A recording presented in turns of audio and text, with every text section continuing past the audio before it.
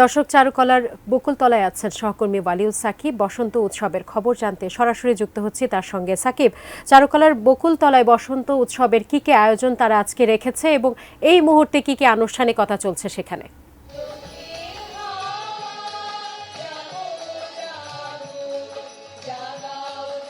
সাজিয়া, আপনাকে ধন্যবাদ। বাতাসে বহিছে প্রেম, নয়নে লাগিল নেশা, তারা যে ডাকিল পিছে বসন্ত এসে গেছে।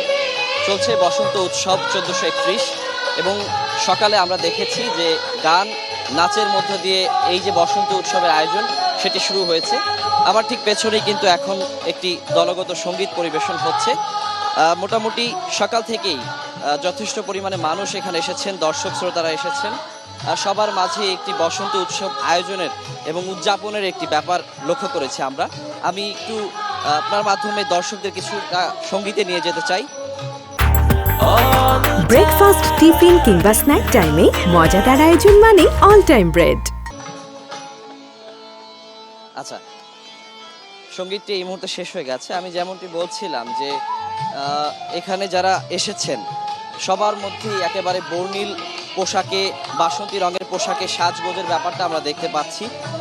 সবাই কিন্তু নিজের মনের মাধুরী মিশিয়ে সাজগোজ করে এই বসন্তের যে উদযাপনের ব্যাপারটি সেটি তারা নিজেদের মতো করে আয়োজন করে এসেছেন।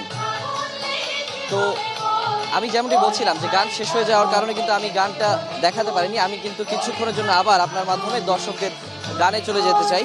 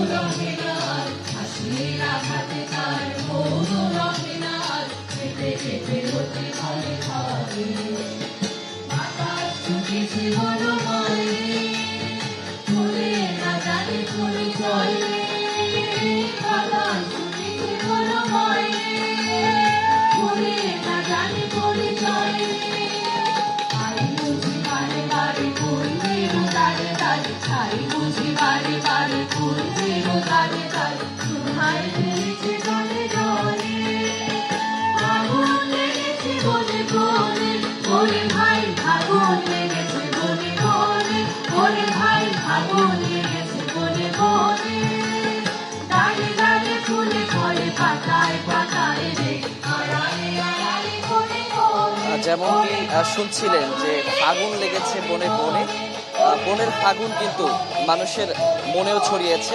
সে কারণে কিন্তু সবাই বাসন্তী রঙে কিংবা বর্ণিল পোশাকে সেজে এসেছেন বসন্তের এই উৎসব আয়োজনে।